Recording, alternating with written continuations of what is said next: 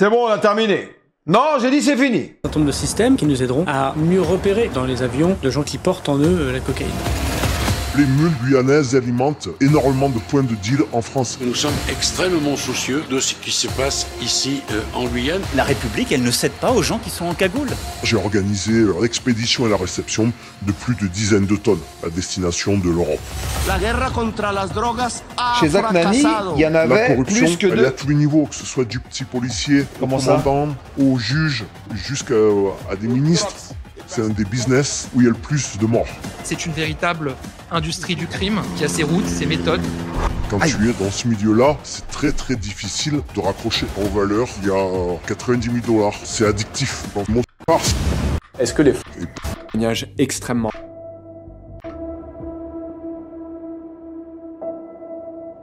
C'est bon les gars, tranquille, on en refera des bingos. L'interview que vous allez regarder, c'est un témoignage extrêmement rare d'un homme qui est au cœur du narcotrafic en Amérique du Sud. Il est français, il a moins de 40 ans, et depuis plusieurs années, il assure la logistique pour des convois de cocaïne à destination de toute l'Europe, et particulièrement la France. Il faut savoir qu'environ 20% de la cocaïne qui est consommée dans le pays arrive par des avions en provenance de la Guyane, et lui s'occupe d'une partie de la logistique de ce trafic. Après presque 3 ans de discussion via différents canaux, une tentative de rencontre ratée en 2024, j'ai réussi à le convaincre de témoigner. Vous allez tout comprendre sur le parcours de la cocaïne avant qu'elle arrive et qu'elle soit consommée chez nous. Très peu de gens le savent, mais il y a un pays qui est central dans ce trafic et dont personne ne parle, c'est le Suriname. Vous en avez sûrement jamais entendu parler, mais c'est un des rares états dans le monde qu'on appelle narco-état. C'est-à-dire que le trafic de drogue a infiltré et contrôle en partie toutes les institutions du pays. Pour vous donner une idée, l'ancien président Desi Bouterse, qui était au pouvoir jusqu'en 2020, a été condamné à 20 ans de prison pour des massacres, mais aussi à une autre peine très lourde pour trafic de cocaïne. Et l'ancien... Il y en a qui l'ont vu cette vidéo, les gars. Vous m'avez dit, Charles Villa, il fait toujours des bonnes vidéos. En principe, il fait des bonnes vidéos, lui, les mecs. Ça va être intéressant à voir. Oh, regardez avec les bingos, c'est bon, on a fait 2. Allez. Un vice-président, Ronnie Brunswick, a lui aussi été condamné par contumace à 10 ans de prison pour trafic de drogue par la justice française. C'est là-bas, dans ce pays, que le narcotrafiquant français que j'ai rencontré a opéré pendant des années. Il est lui aussi extrêmement dangereux et lié à des affaires de crimes sur place, mais aussi en France. Cet entretien, j'ai pu le filmer quelque part en Amérique du Sud, et avec cette interview, vous allez comprendre les horreurs qui se cachent derrière le trafic de cocaïne.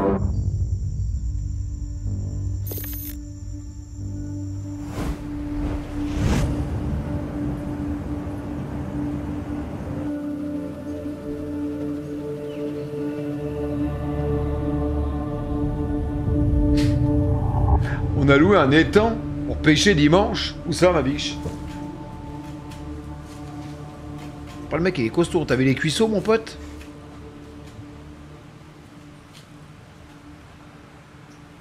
Si après cette interview, il devait se passer quelque chose pour ta sécurité lié à l'interview, est-ce que nous, on serait en danger? Je peux pas vraiment te répondre. Parce que je pense que oui, il y a des chances. Ah ouais, inquiétant. Du coup, puisqu'il y a du risque à la fois pour toi comme pour moi, pourquoi tu as accepté de faire cette interview?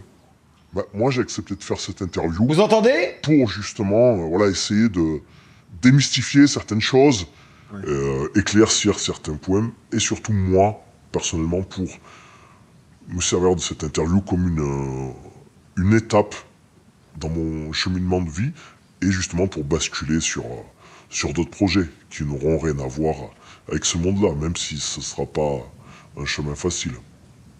Tu veux dire que tu aimerais raccrocher et faire autre chose? Oui, clairement. Donc là, on a 15 kilos ici, donc c'est voilà, depuis plusieurs mois, et surtout par rapport à comment dire, la situation au niveau politique, c'est plutôt les quantités que je fais dernièrement. Voilà, donc on peut facilement deviner que c'est lié à des factions brésiliennes, même si celle-là, elle est, comment dire, elle est transformée au Venezuela. Donc elle arrive sous forme de pâte. Est-ce que tu peux expliquer qui tu es? Eh bien, je suis dans le trafic de cocaïne, principalement. Et je suis, je me décrirais comme logisticien. Pour les Français qui vont t'écouter, s'ils veulent avoir une idée de l'importance que tu as dans le trafic de cocaïne, oui, pour celle qui est acheminée jusqu'en France, comment tu leur expliquerais? Tu leur dirais quoi? Bah, je leur dirais que j'ai organisé l'expédition sans en être la tête principale, mais la tête, souvent, c'est juste la finance. finance et contact. Lui ne fait pas grand-chose. Et moi, j'ai organisé l'expédition et la réception de plus de dizaines de tonnes à destination de l'Europe. Au cours de combien d'années? Environ 4 ans. Est-ce que tu peux expliquer pourquoi le Suriname est aujourd'hui un des pays les plus importants pour le trafic de cocaïne? Le Suriname, en fait, c'est historiquement lié avec la Hollande, dont Rotterdam, qui est un des plus grands ports d'Europe. Rien que ça facilite la connexion. Je dirais que c'est vraiment une sorte de Far West tropical. Tu me parlais d'un narco-État, d'un État pirate? Oui, complètement, parce que la corruption, elle est à tous les niveaux, que ce soit du petit policier au commandant, au juge, jusqu'à des ministres, elle est partout. Ensuite, c'est un pays où, si tu veux, les narcotiques internationaux n'ont pas d'emprise. Ils ont juste un rôle d'observateur. Ils ne peuvent pas agir à aucun niveau. Il y a énormément de personnes politiques, dont le vice-président actuel, qui sont recherchés par la France, par la Hollande. Et voilà, ils sont impuissants. Quand ils le voient lors d'assemblées, ils ne peuvent que lui serrer la main et ça s'arrête là. Alors que c'est un criminel notoire. Est-ce que tu peux expliquer les étapes de l'acheminement de la cocaïne jusqu'à la France? Mais, alors en fait, à la fabrication, mais ça, je pense que c'est un Non, j'ai pas vu ça. Principalement en Colombie et les pays qui se situent autour. Le gros de ce qui arrive en France passe par le Suriname en premier et ensuite est envoyé en Europe via la Guyane française, principalement avec les mules. Mais il y a aussi beaucoup d'envois réalisés depuis le port de Cayenne. C'est moins connu, mais ça se fait beaucoup. C'est quoi les groupes avec lesquels tu collabores en Colombie? En fait, c'est des vieilles familles colombiennes. Moi, je n'ai pas de contact direct avec ces gens-là. C'est plutôt les gens qui sont installés au Suriname depuis des décennies, qui ont créé des liens depuis les années 80. Et en fait, ce circuit a toujours tourné. J'ai travaillé là-dedans, mais j'ai pas eu de contact directement avec les Colombiens, même si j'ai des contacts avec certains le Suriname, c'est où, les gars? Mais qui ne paraît pour un débile, mais j'arriverai pas à le placer sur la carte. Les familles déjà installées ici. Comment la drogue, elle arrive au Suriname depuis la Colombie? Donc depuis la Colombie, ça arrive principalement par avion. Des petits avions type Cessna. J'ai pas fait gaffe. Il y a souvent des étapes, soit au Brésil, soit au Venezuela, où il y a ravitaille, où il y a des échanges de marchandises, etc. Et ensuite, ça atterrit au Suriname, sur des pistes improvisées.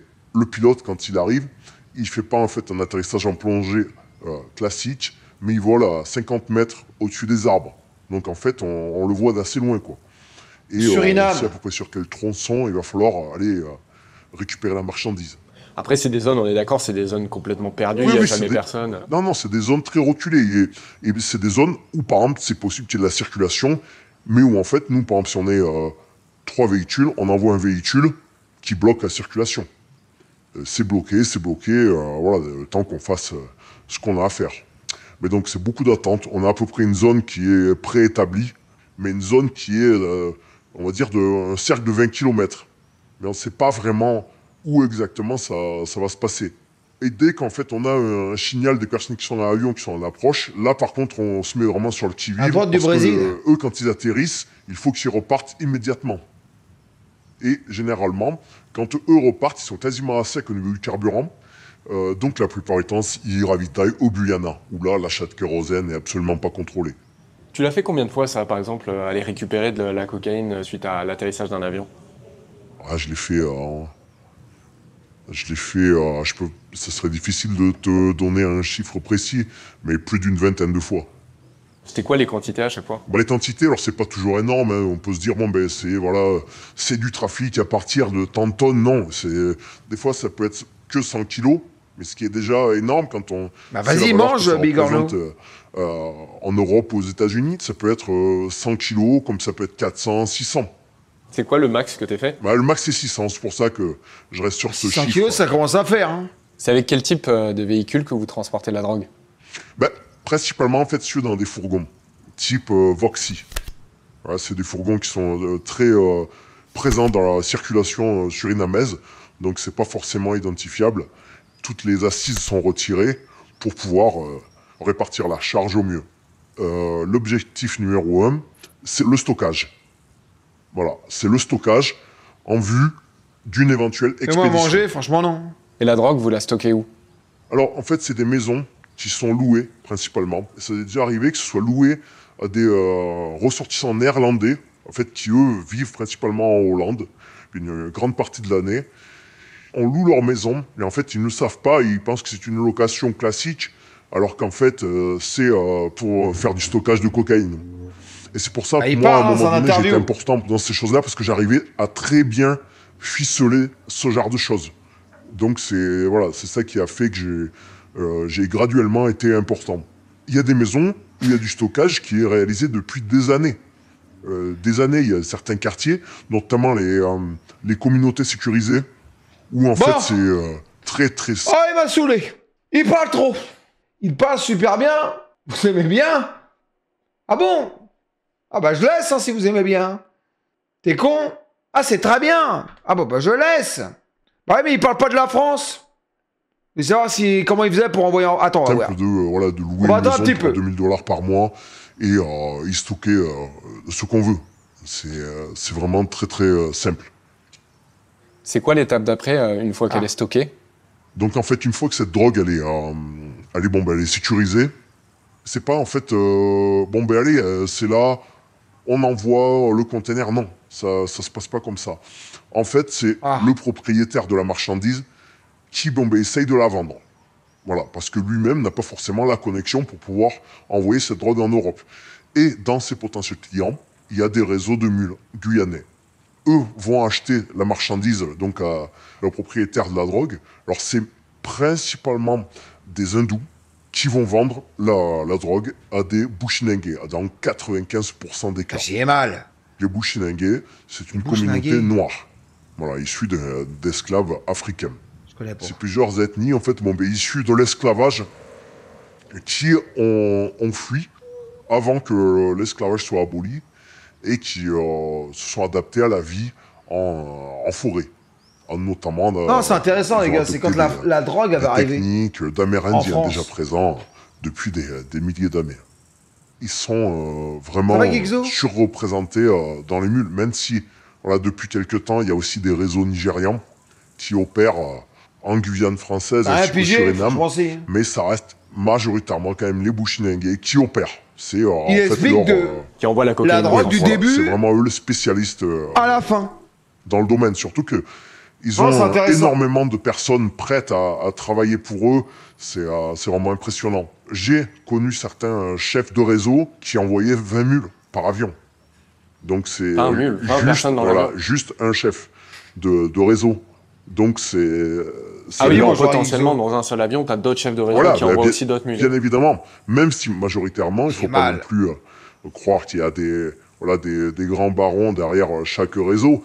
Mais c'est aussi beaucoup de personnes qui montent ça en famille. Et qui envoient c'est une mise en scène. Hein. 1-2 personnes par vol. Voilà, c'est aussi beaucoup comme ça. C'est pas forcément que des gros réseaux organisés. Non, mais... certains réseaux bien organisés. Moi, je pense que quand la drogue arrive en France, notamment certains personnages politiques. Mais forcément, il y a des hommes qui savent que ça arrive en France, mais ils font rien parce que ça rapporte trop d'argent. Du coup, ils laissent faire. Du Suriname, qui sont derrière certains de ces réseaux. C'est pour ça qu'ils sont aussi puissants. Une fois que ça arrive à Paris, c'est énorme parce que ils se contentent pas de fournir Paris et la région parisienne. Ça va dans le sud de la France. Il n'y a qu'à ouvrir en fait le journal, marqué mule guyanaise. Et il y a des affaires, que ce soit Paris, Bordeaux, Marseille, Biarritz, Reims, Nantes, Tours. Non, mais moi je pense qu'en fait, la vidéo, je pense que c'est qu'on va venir, c'est peut-être qu'il y a des hommes haut placés, je sais pas où, par exemple en France, qui laissent peut-être, ils savent que ça vient, mais ils font rien. 63 s'est abonné avec Prime. On a compris. Je sais pas, je dis ça au cas où quelqu'un n'a pas compris. Énormément de points de deal en France. Vous, en France, quand vous consommez de la cocaïne, à 70%, c'est le l'estomac d'un Guyanais. Est-ce que tu peux expliquer un peu plus en détail le système des mules chez les Bushinengue? Donc en fait, eux, lorsqu'ils ont acheté donc leur cocaïne à des grossistes hindous, ils recherchent des mules, donc des gens pour transporter leurs marchandises, mais c'est pas toujours le cas. C'est très souvent, et c'est même plus souvent que ce qu'on pourrait le croire, les mules qui viennent à eux. D'ailleurs, et la plupart des film avec Clint Eastwood, la mule est très très bien. C'est Clint Eastwood qui transporte de la drogue en Amérique, et comme il est vieux, personne ne le soupçonne. Et du coup, il passe à drogue peinard. Le film est pas mal. Très bon film de merde. Franchement, non, il est pas mal, hein. ovules, parce que ça se passe encore aujourd'hui avec de l'ovule classique de 8, 10 grammes, 12 grammes. Ingéré par les mules. Mais tout ce qui est préparation se passe au Suriname. Il y a très peu de préparation en Guyane française, parce que, évidemment, il faut un équipement assez spécifique. Et, comme on le sait, les forces de l'ordre françaises sont quand même un peu plus efficaces que ce qu'on peut avoir au Suriname. Ou même, certains policiers proposent à des réseaux de mules de transporter donc des mules qui ont déjà ingéré jusqu'à la frontière française. Quand elles s'apprêtent à transporter de la cocaïne, à quel moment les mules ingèrent les ovules? Généralement, ils prennent ça le matin ou le soir, mais il faut que le vol parte dans la journée. Évidemment, ils prennent tout ce qui va être anti-laxatif, type l'opéramide, des médicaments qui constipent. Voilà, des médicaments qui constipent, justement pour garder au maximum les ovules. Une mule, elle peut ingérer combien d'ovules en général? Bah alors, en fait, ça va dépendre. Mais souvent, ce qu'ils font, ils font soit des ovules blanches, comme ils appellent ça, c'est-à-dire des ovules où il n'y a rien, mais quelque chose qui fait la même grosseur, pour s'entraîner, pour voir combien ils peuvent prendre. Parce que c'est pas le comme tout dans, comme le film avec Danny Boom. Je prends 1 kilo. Avec le mec. Lorsqu'ils ont fait les tests, on a vu que, par exemple, une heure après, le corps c'est très mal, il peut vomir, donc il faut être sûr. Et généralement, ils utilisent soit des morceaux de fruits, certains légumes, pour représenter la densité, la grosseur d'une ovule pour se tester. Si. Dans le film avec Danny Boom, rien à déclarer. L'autre, il avale les sachets comme ça, après, laisse tomber, c'est un délire. Il invite... Monsieur, il est trop bien, le film, il est trop marrant. Naissance, la moyenne est environ 800 grammes. Certains vont jusqu'à... À ma connaissance, la moyenne est environ 800 grammes. Certains vont jusqu'à 1,2 kg, mais c'est majoritairement autour de 600-800 grammes. Donc ça fait combien d'ovules ingérés? Là, si c'est 800 grammes, ça en fait une centaine. Ouais, quand même. Une centaine d'ovules. Ouais, ça... En fait, quand ils ingèrent les ovules, c'est pas quelque chose qui va prendre 10 minutes. Hein, c'est un processus assez long, même. Ils font des pauses. C'est vraiment... faut pas croire que c'est facile. Hein, c'est quand même délicat. Il y a un aspect aussi qui est... Il y en a un qui perce, ils sont morts. Intéressant chez les Bushinengue, c'est le côté vaudou. C'est quelque chose vraiment qui est à l'intérieur d'eux. C'est vraiment quelque chose important. Et notamment pour les mules, beaucoup font par exemple des bains avec des plantes de la forêt amazonienne, des choses traditionnelles de leur culture. Et combien ils sont payés pour faire ça? Avoir l'invisibilité. Tout le moment, il y a sa tête qui sort. Il y a notamment le cas, à ma connaissance, mais je pense qu'il y en a plusieurs, d'une femme qui en fait au contrôle à l'aéroport de Cayenne et passait en fait sans s'arrêter. Parce qu'elle se pensait invisible. Elle se pensait invisible. Et où ils lui ont dit arrêtez où. C'est sûr. Et elle n'a pas compris en fait, elle pensait vraiment qu'elle était invisible. Et je pense pas que la personne soit idiote ou quoi que ce soit, mais je pense qu'elle était tellement dans ce... Conditionnée. Conditionnée que ça a causé du coup sa perte. Et ça arrive les accidents après? Oui, bien sûr que ça arrive. On entend qu'il y a eu des fois des décès, par overdose évidemment, en plein vol. Moins ces dernières années, mais il y a déjà eu des morts. Pourquoi moins ces dernières années? Parce qu'ils se professionnalisent. Et ils cherchent à améliorer les méthodes de préparation, etc. Et ceux qui gèrent les réseaux veulent pas ce genre d'accident. Mais comment tu fais pour avaler ça? Ça a dégueulé. Ça attire moins de personnes. Je pourrais pas, moi, les mecs. Et comment ils font pour améliorer ce système? En fait, c'est la méthode de fabrication. Avant, par exemple, ils pouvaient mettre juste 2 couches de plastique.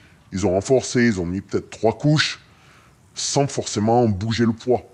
Mais le problème, c'est que plus on couvre la cocaïne, Et plus on la compacte, chier, plus elle est visible au rayon X. C'est pour ça que petit à petit, ils basculent sur des ovules liquides. Est-ce que ça, ils le font avec tout type de personnes et tout âge? Tout. Même des adolescents? Même. On t'allonge 50 000 devant toi, t'inquiète pas que tu vas... Non, franchement, non. Tu vas te la droite dans le bas, c'est pas par le fion, c'est par la bouche. Moi, franchement, tu me donnes même 1 million, je le fais pas. Je te le dis gentiment. Même tu me dis, tu me donnes 1 million, tu fais 300 mètres avec, je les fais pas. Ah, je les fais pas, t'es taré, tout. Jamais de la vie. Des adolescents, même des très jeunes adolescents. C'est pas vrai. Si, moi j'ai... Ah, c'est par le cul Ah, tu te les mets par le cul? Ah, tu te les rentres par le fion? Eh non, ils les rentrent par la bouche. Mais j'écoute. Tout de suite plus envie. Et c'est l'inverse. Ils rentrent par la bouche. Ils ont montré comment ils faisaient. Bah oui, par la bouche. En réel, hein, des jeunes filles de 11-12 ans. Ah, chétan. Qui, en réel, hein, des jeunes filles de 11-12 ans.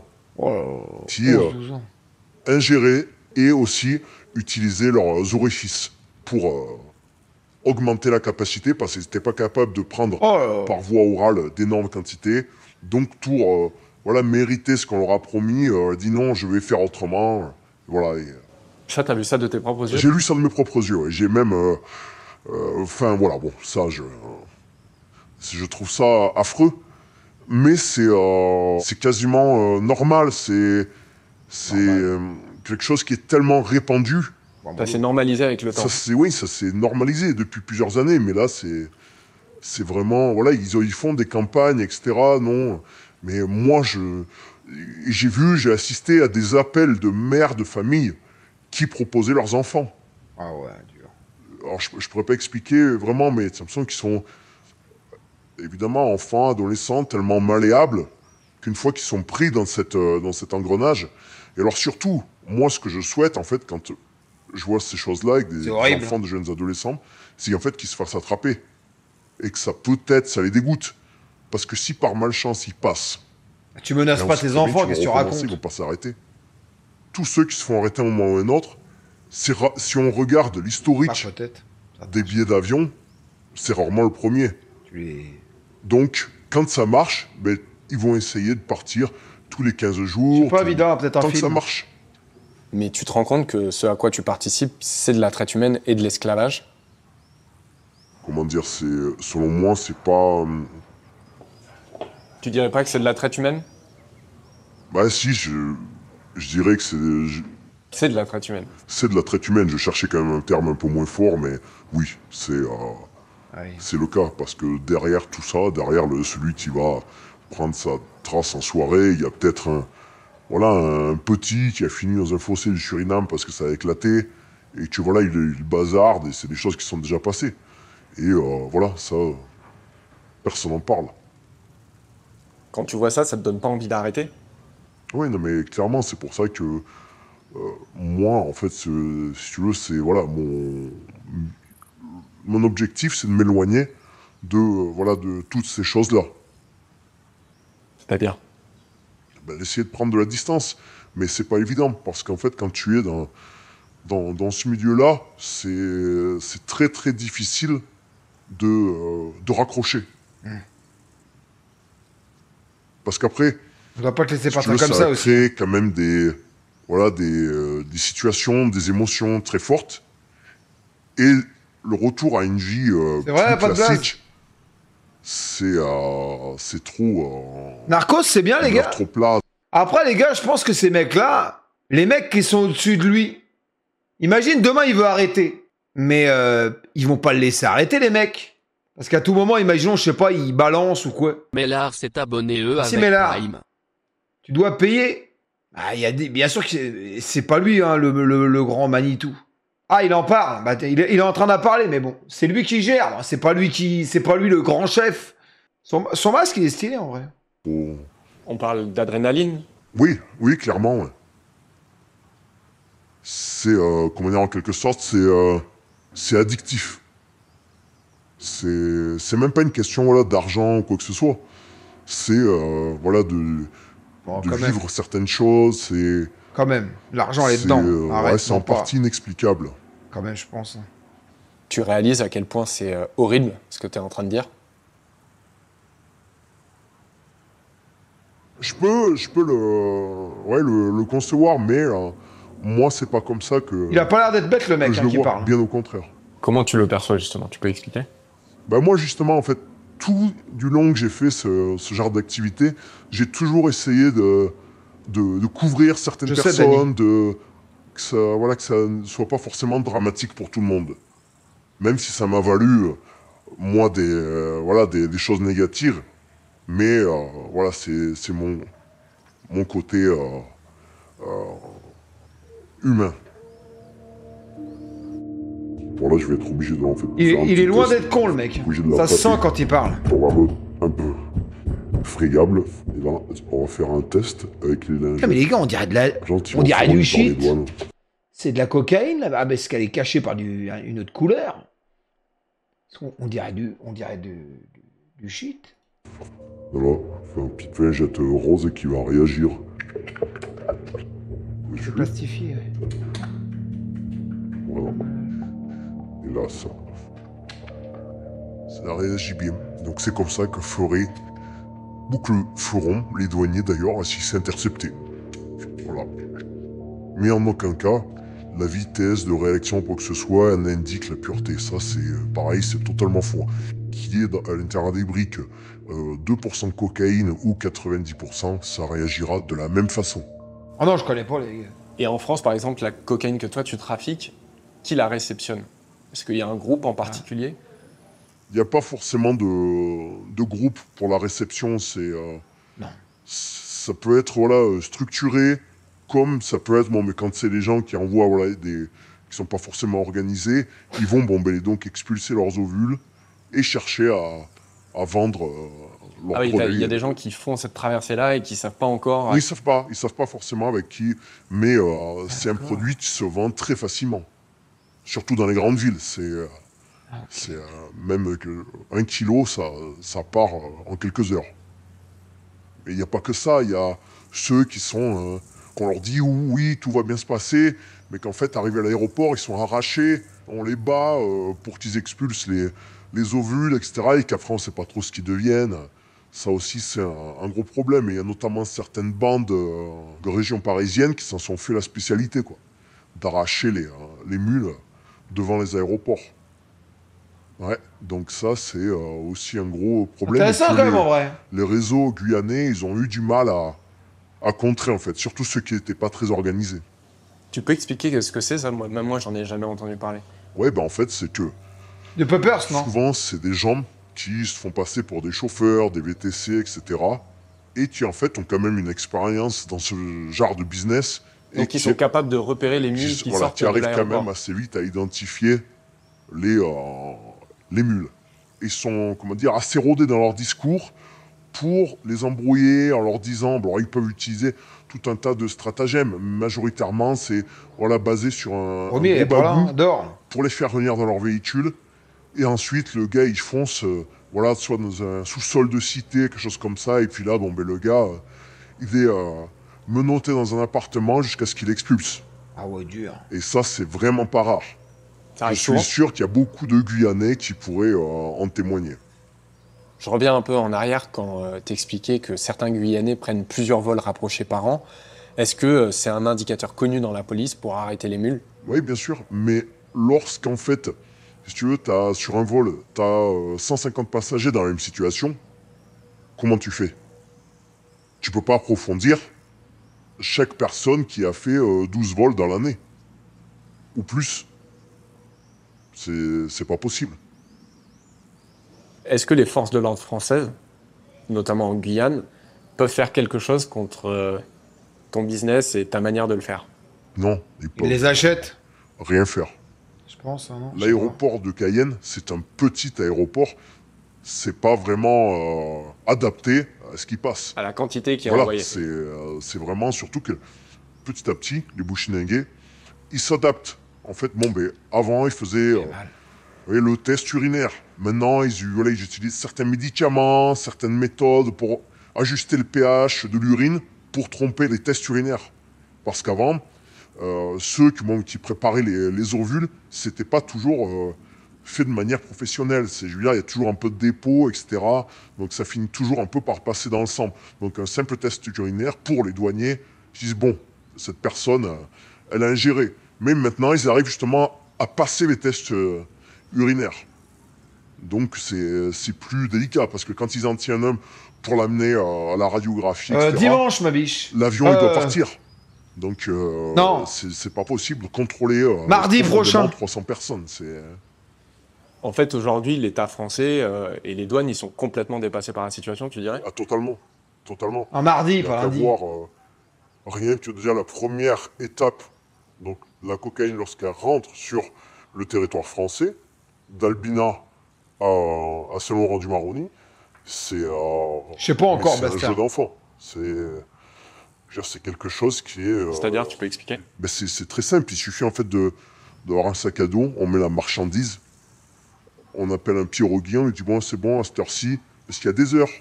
En fait la PAF, ils ont un zodiac et ils vont tourner par exemple de midi à 1h. Et après bon ben voilà, ils rentrent à la base quoi. Je veux dire Et en fait ils peuvent pas circuler toute la journée sur un fleuve qui est gigantesque. C'est ça, c'est énorme. Il a même des gants le mec. Il est vraiment gigantesque et surtout qu'ils peuvent passer et traverser à d'autres endroits. Il y a des milliers de possibilités. C'est une passoire en fait. C'est une passoire. Il n'y a même pas besoin de se creuser la tête à essayer de faire passer la drogue avec des drones, des choses comme ça. C'est pas la peine. Et surtout que, côté Suriname, il y a la corruption des militaires qui sont présents sur le fleuve, ainsi que la douane et la police surinamaise, qui, eux, sont dans le coup. Voilà, la plupart du temps, même eux ont leurs billets dans certains réseaux. Moyen, voilà, il faut pas compter sur eux. Lorsqu'on voit qu'ils disent oui, on fait des brigades conjointes, etc., c'est une farce. Moi, je connais des gens qui ont été formés justement par des policiers français qui ont fait des stages dans le centre d'entraînement de la Légion étrangère et qui sont les plus grands bandits possibles. Je veux dire, je trouve ça catastrophique. Tu penses que la France est au courant de ça, par exemple? Je pense quand même, dire qu'ils ne seraient pas au courant, c'est ce qu'elle les prendre pour des idiots. À mon sens. Donc là, en valeur, il y a à peu près 90 000 $. Et par exemple, en France, à la revente au détail, on est à environ 1 million d'euros. Est-ce que tu peux expliquer les différents prix que peut avoir la cocaïne en fonction des États? 90 000 En Colombie, 1 million d'euros. Ceux qui achètent directement là-bas au contact, etc., on va dire que c'est autour de 1 500 $. Parce que le kilo. Le kilo. Toutes les transactions, jusqu'à ce que ça arrive en Europe, généralement ça se passe en dollars américains. On va dire 1 500 $ en Colombie. Arrivé au Suriname, on arrive à peu près à 2 500. Et c'est revendu, par exemple, on va prendre l'exemple des Bouchinengues, il veut 1 kilo. Actuellement, c'est entre 2 800 et 3 200 le kilo. Selon qui lui vend, selon plein de petits paramètres, mais voilà, c'est entre 2 800 et 3 200. C'est dingue le nombre de personnes qui se droguent quand même. Ça a dégueulé quoi. En France, actuellement, on est plus pour 1 kilo aux alentours de 20 000 €. Wow. Est-ce que les crypto-monnaies jouent un rôle dans tout ce trafic? Alors les crypto-monnaies, depuis, on va dire, post-Covid, ça a explosé. Dans quelle mesure? Dans quelle mesure? C'est qu'avant, c'était assez rare que les narcotrafiquants utilisent les cryptos, etc. Mais petit à petit, ils se sont mis là-dedans. Ils ont commencé certains à bien maîtriser la chose, à le démontrer à d'autres, etc., qui géraient justement la partie, on va dire, finance du trafic. Et depuis, c'est majoritairement comme ça que ça fonctionne. Toi, tu en as de la crypto-monnaie? J'ai de la crypto-monnaie. Alors, c'est pas le principal de mon argent, mais j'ai de la crypto-monnaie. C'est quoi les moyens les plus simples pour blanchir de l'argent dans ton trafic? Par exemple, si tu es au Suriname, le plus simple, ça va être soit d'utiliser des sociétés néerlandaises, des sociétés écran. En fait, une fois que ta drogue elle est vendue, l'argent est déposé sur certaines sociétés. Ensuite, ils envoient les fonds par exemple à Aruba, Curaçao ou le Panama. Et après, c'est sur des comptes là-bas et ils arrivent à les faire revenir avec tellement de points de passage que c'est... Tu dis que c'est à dégueuler de se droguer, mais je suis plus que la moitié des gens que tu connais. Oui, c'est sûr, bah bien sûr, l'alcool. C'est vrai que l'alcool, c'est de la drogue aussi, je sais, c'est un fléau. Mais bon, j'ai l'impression que, je sais pas. On a toujours l'impression que la drogue, c'est toujours pire. Même si l'alcool, c'est vrai que c'est très grave. Ah, je sais pas. Ça, voilà, Personne ne le fait. Voilà, ça va prendre trop de temps et des fois c'est pas toujours des millions. C'est dans les mœurs, je sais pas. Des fois c'est qu'il y a eu juste quelques centaines de milliers d'euros. Est-ce que toi, tu as déjà participé à des actions violentes liées au narcotrafic, comme des assassinats par exemple? J'ai pu l'être, mais en fait, lorsque ça a par exemple ciblé certaines personnes, j'ai de moi-même... Après les gars, je pense que Imaginons que tu prends un verre de vin, et tu prends un rail de coke. La coke, elle va te défoncer 100 fois plus vite, non? Qu'un verre de vin. Enfin, j'imagine, quoi. J'en sais rien, je sais pas, je connais pas, les gars, j'ai jamais essayé. Hein. Mais ça dure pas. Ouais, mais imaginons, là, tu prends un verre de vin, là. Ok? Et le mec à côté, il prend un verre il prend un rail de coke, c'est qui le plus dangereux? C'est la coke.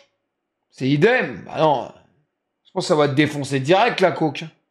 Donc, t'as jamais pris? Non. Jamais. J'ai jamais testé, les gars. Encore. Mais non, mais vous me dites, la drogue, machin, c'est légal. Mais je suis pas habitué à l'alcool, les gars. Après, parce que bon, bah, forcément, il y a des gens, ils savent se tenir avec l'alcool, et puis il y a d'autres qui savent pas se tenir. Alcool, c'est pire. Tu sors de ton corps, tu te surestimes. Moi, je suis pas sûr. Hein. Mais bon, après, je suis pas en train de dire c'est bien ou c'est bien. Hein. Lequel est le mieux? En fait, le ou les groupes avec qui j'étais pour protéger. Ah si, le vin, c'est de l'alcool, hein. C'est de l'alcool, le vin. Pas toujours réagi de la bonne manière. La bonne manière, c'est la fuite. On disparaît. Et on n'essaye pas de répliquer. Et ça a déjà été le cas. Et ça n'a pas forcément eu une bonne issue. Quand tu dis que tu as été impliqué dans des actions violentes, est-ce que toi, t'as pas... Enfin, c'est quoi? Après, les gars, moi, je critique pas, vous faites ce que vous voulez, les gars. Après, moi, je sais que, voilà... La drogue, je sais pas, j'aurais peur, par exemple... Je vais prendre un verre de vin, je dis une connerie. Verre de vin, je sais que je vais le prendre, il va rien m'arriver, tu vois. Alors que par exemple, la coke, je sais pas l'effet que ça pourrait avoir sur mon corps ou sur mon cœur, par exemple. Genre le palpitant, tu vois. Ça pourrait peut-être te faire crever, je sais pas. Alors, tu vois ce que je veux dire? Ça détend. Tu imagines des barrés, mais bon. C'est pas hallucinogène. Ouais, mais le corps, il réagit comment? Tu serais surtout addict. Oui, mais pas... tu vas prendre un verre de... Je sais pas, un verre de rhum, machin, ça va rien te faire sur ton corps. Enfin, un verre, je parle. Forcément, plusieurs verres, t'es dans la merde. Participer à des assassinats de personnes. Moi, le seul truc que j'ai fait dans ma vie, c'est que j'ai tiré une latte de joint. Mon pote, une latte. J'étais coché au là, ici, je bougeais plus. Pendant 1 heure ou 1 heure et demie. J'ai même pas bougé. Alors, imagine un truc de coke. C'est normal, bah c'est normal. Si je prends un petit verre d'alcool, je vais pas être scotché au mur. Enfin là ici. Hein. Je disais la même chose, juste un verre. J'ai été addictif à la coke, ça détend un instant, ensuite la descente est dure. Ah merde. Putain, mais quand tu vois le prix que ça coûte en plus, c'est 100 balles à un gramme, un truc comme ça, non, ou 80 balles. Ah c'est une ruine. Enfin bref. Tu étais de près ou de loin dans ce trafic? Pas directement. Tu t'es jamais servi de ton arme sur quelqu'un pour le narcotrafic, pour ces raisons-là? Non, je me suis déjà servi de mon arme pour ma propre défense, mais pas pour faire une élimination ou quelque chose comme ça. Parce que généralement, les gens qu'on envoie faire une élimination... Non, jamais. Ou je prends rien. Un arrachage, quelque chose comme ça. Je prends pas toutes ces merdes. Voilà, des gens qui sont vraiment aucune autre valeur que faire ce genre de choses. Ils sont bons dans aucun autre domaine. Et en 480, ça c'est une manière d'éviter de se sentir complice. Parce que quelque part, si t'envoies quelqu'un que ça va, Moriane. éliminer une personne, tu es complice de cela. Oui, bien sûr, bien sûr. Mais dans certaines situations, il n'y a pas vraiment d'autres possibilités. Toi, t'as accepté cette interview parce que tu dis que tu veux raccrocher. Les gars, vous êtes des sacrés connaisseurs quand même. Hein. Ça m'inquiète fortement. Ça veut dire qu'il y a beaucoup qui ont essayé quand même. Et ça fait peur. Enfin, après, vous allez dire, ouais, bah, il y en a plein qui ont essayé l'alcool. Donc en fait, c'est le débat débile. Quoi. À quoi logique? Franchement, non. Justement, ça me choque, moi, que beaucoup de gens connaissent la sensation. Tu vois ce que je veux dire? En vrai, ça me choque, moi. Que j'ai l'impression que tout le monde sait ce que ça fait. Tu vois, l'alcool, bah après, vous allez dire, ouais, mais l'alcool, c'est pareil. Faut pas moi. Non, mais je dis pas, je sais pas, je dis pas le contraire, hein. Est-ce que c'est pire l'alcool ou d'être sobre depuis 621 mois d'affilée sur une chaîne d'alcooliques? Je me le demande. Merci, ma bille, justice, j'espère que ça va. Non, mais en vrai, ça me terrifie de savoir le nombre de personnes qui ont essayé de la cocaïne, quoi. T'as l'impression que tout le monde sait ce que ça fait, quoi. Ça fait peur, en vrai. Moi, ça se trouve, mon fils, il a essayé. J'en sais rien, je sais pas. Moi, j'ai jamais essayé. Par exemple, je sais que mon frère en a pris, quoi. Moi, je saurais même pas en trouver, les gars. Franchement, je saurais même pas. Je parle pas avec l'expérience comme ça, justicier. Il a déjà essayé. Non, il a déjà essayé du poppers. Ça, j'étais même choqué quand il m'a dit que... Parce que moi, quand il m'a dit que j'ai déjà utilisé du poppers, mais j'étais taré. C'est pour te faire enculer, poppers. Ça dilate le fion. Il me dit non, c'est juste pour être plus gai en soirée. J'ai dit ah bon. Je savais pas. Moi, on avait déjà proposé une fois une soirée. Il me dit Nico, vas-y, viens, du poppers. Je dis quoi, t'es brinzingue? Du poppers de quoi? C'est pour ça que je les vois tous excités, les mecs. Ouais, ça dilate à mort. Tu trouves ça au tabac, du poppers? T'es taré, y a pas de tabac, y a pas de poppers au tabac, toi. Les débats de con ce soir. C'est un effet de dilatation et ça détend. Ah, y en a au tabac? Ah, c'est légal? Ah, mais je pensais que c'était illégal, moi, le poppers. Ça le rend gay. Ah, je savais pas, moi. Moi, je pensais que tu trouvais ça dans les soirées ou dans les sex shops. Ah, pas arrêter de faire les connaissances. Arrêtez de toujours dire, ouais, ah bon? Ça se trouve, il y en a qui savaient pas, ils vont l'essayer. Demain, ils vont aller au tabac direct. À 8h. Bonjour, monsieur, je vous rappelle poppers. Ça se voit comment, le poppers? Moi, je rentre, je dis, bonjour, monsieur, vous avez du poppers? Je dis, pardon? Je sais pas comment ça fonctionne. Plus des gens ont essayé l'ecstasy ou MDA que la cocaïne. Oh là là, vous me faites peur, les mecs. Ça se renifle. Mais je raconte quoi? J'ai rien dit. J'ai dit qu'une fois, t'avais essayé du poppers. Et je t'avais dit que c'était fait pour se faire dilater le cul. En gros, pour se faire... Tu sentais-moi la différence. Mais toi, tu m'avais dit que c'était pour être gay en soirée. Non, t'as dit de la... Mais non, mais j'ai dit, je sais... J'ai dit que j'ai l'impression que tout le monde a essayé de la cocaïne et que ça paraît... Maintenant, quelqu'un qui a pas essayé de la cocaïne, on dirait que c'est devenu un mec bizarre. J'espère que t'as jamais essayé de cocaïne, Enzo, je te prends gentiment. Hein. Sinon, tu prêtes cliquer quelqu'un qui tu dégages de la baraque. Je te dis rapidement, là. Bah si! T'as essayé de la cocaïne? Ça m'étonne pas, tu fais des trucs bizarres, toi. Je te l'ai dit une fois, tu m'as jamais dit que t'avais essayé de la cocaïne, tu prends pour un débile? Ça m'a bouché le trou du cul. Mais c'est dangereux, t'imagines la réaction que t'auras fait, t'auras pas fait une crise cardiaque. En plus, t'as de la tension et tout. Ah, le poppers! Mais je te parle de la cocaïne, moi. T'as pas essayé de cocaïne, quand même? Si, il en est fier, ce con. Tu verrais, mon père, moi, si j'aurais essayé de la cocaïne, c'est qu'il m'aurait foutu une grosse tarte dans la gueule. T'inquiète pas que j'en aurais pas repris de la cocaïne, je te le dis, moi. T'aurais vu, papy, si t'aurais essayé de la cocaïne, t'en aurais mis une aussi, je te le dis. En plus, il est fier. Il me le dit, normal. Et alors, une fois, ça peut être une fois de trop, t'es con. Oh, franchement, les gars, c'est pas ça. C'est pourquoi tu veux faire comme tout le monde, c'est ça, espèce de crétin, ben. Il s'en va 3 litres de vin. Ouais, ça, t'as pas tort. Enfin, 3 litres, t'exagères pas quand même, 3 litres. Il buvait pas 3 litres de vin, papy, quand même, t'exagères. 1 litre. Et alors, elle habitait en campagne, il prenait pas la voiture. Il fait ce qu'il veut, non? Laisse-le tranquille. D'où ça sort? Ah, un bon litre. Le problème. On est amateur de vin dans la famille. Non, mais bon, bref. Bah, écoute, je suis choqué. Bref. Ça m'étonne pas, des fois, t'étais bizarre, là. Quand t'allais en soirée, t'étais étrange. Ça m'étonne pas de toi, c'est complètement barjot, là. Enfin, bref. Bah, moi, j'ai jamais essayé, tu vois. Maintenant, ça paraît basique, tu vois. Voilà, maintenant, c'est la mode. Tout le monde essaye. Voilà. Moi, je suis choqué quand je vois ça.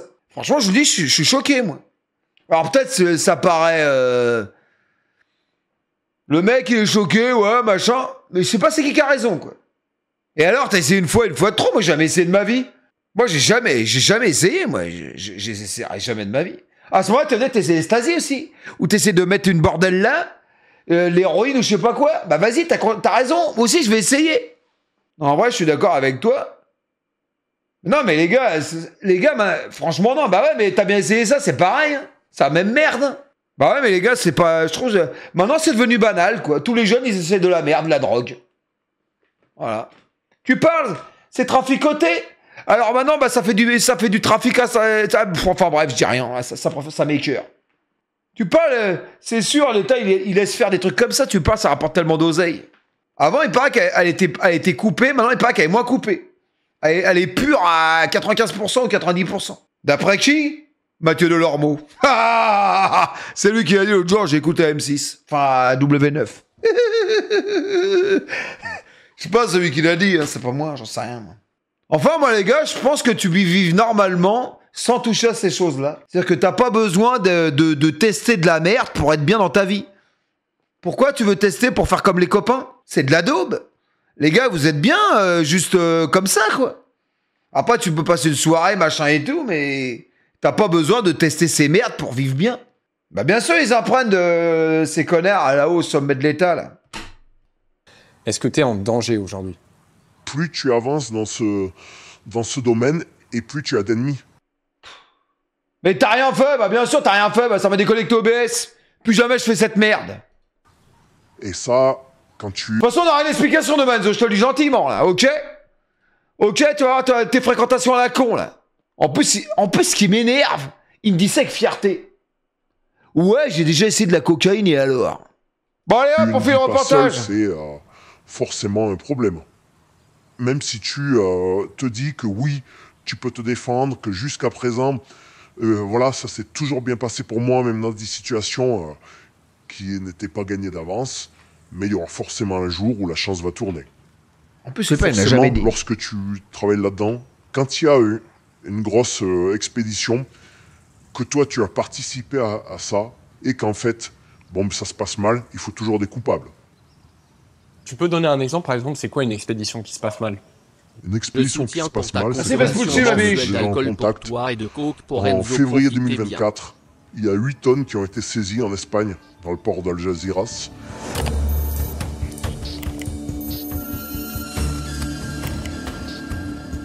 Et en fait, moi, j'avais participé à la préparation de cette expédition, et forcément, il y a des têtes qui sont tombées. La mienne était prévue pour, mais je suis toujours là. Parce que pour que les gens comprennent, on devait se rencontrer il y a plus d'1 an. Oui. Et t'as annulé du jour au lendemain parce que t'étais dans cette situation-là. Oui, voilà. Parce que lorsque il y a ce genre de problème, je dis que je suis là, mais parce qu'aussi, j'ai fait en sorte d'être sous les radars. C'est pas, bon ben on fait attention, non, c'est là on est en mode sous-marin total. Et ce genre de passage, voilà, ok, l'adrénaline, c'est bien. C'est trop risqué, hein. Quand ça atteint ce niveau-là, c'est pas forcément tenable. Comment tu fais pour vivre en sachant que tu mets en danger ta famille en faisant ce business? Bah, c'est très dur. Alors, j'utilise moi mes méthodes que je pense efficaces pour protéger ma famille. Mais s'il se passe quelque chose, elles ne seront peut-être pas efficaces. Mais j'essaye de me rassurer comme ça. Et en dernier rempart, il n'y a pas d'autre chose que les armes. Parce qu'une fois que la confrontation est inévitable, il n'y a plus que cette solution-là. Non, bah après, vous savez, les gars, moi, je suis pas du genre à crier. Hein. De toute façon, maintenant, les gosses d'aujourd'hui, tu peux pas parler. Tu peux pas avoir de discussion. Après, il fait ce qu'il veut, il est grand, il est majeur et vacciné, hein, mon pote. Hein, moi qui fait pas de trafic, de machin, de trucs, après, il se démerde, hein, c'est sa vie. Hein. C'est pas la mienne. Hein. Ce que je te dis. Donc là, j'ai un pistolet Glock 19, l'arme réglementaire de la police surinamaise. Elle m'a été offerte par un major de police surinamais. Oui, surinamais. Quelqu'un que j'ai fait travailler pendant presque 1 an et demi pour le transport de cocaïne. Et pour te remercier, il t'a donné cette arme. Voilà. C'est bien, entre autres. mais Ça montre le niveau de corruption énorme qu'il y a dans le pays. Énorme. Le narcotrafic, le trafic de cocaïne, toi, ça te rapporte combien par mois en moyenne?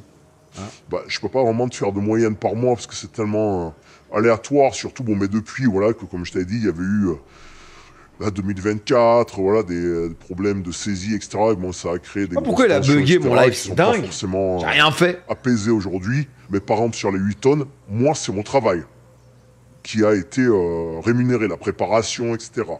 Et pour cette chose-là, j'ai eu 100 000 euros. Juste une seule mission. Voilà, juste, ça a duré combien de temps? Ouais, ça a pris quelques semaines. La préparation, etc. Une fois que le container était en place, il a fallu, bon, ben, avec les douaniers, les corrompre, etc. C'est la surveillance. Parce qu'on laisse pas un container comme ça. Et on peut pas se permettre d'aller sur le port et surveiller. Donc c'est de la surveillance via des drones, etc. Donc tout ça, ça prend énormément de temps. Justement, tu parles de corruption. C'est combien ici pour corrompre un officier de police ou un docker c'est quoi les tarifs en général? Une pub.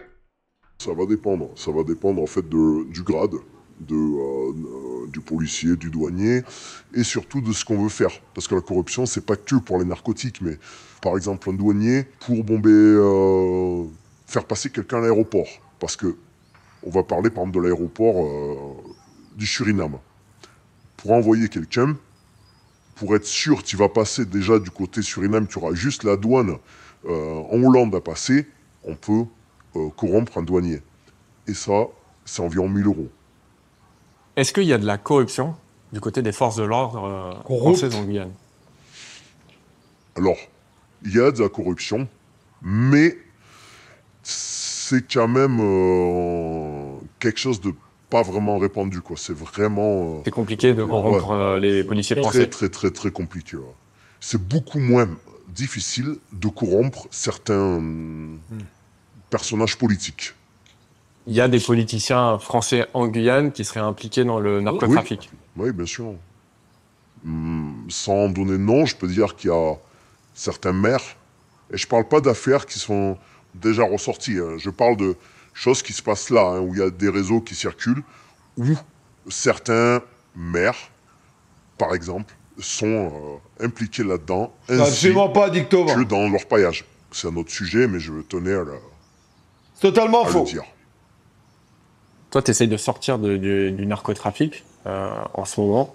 Ça serait quoi le message que tu donnerais aux gens qui consomment de la cocaïne? Parce que tu as trafiqué pendant des années.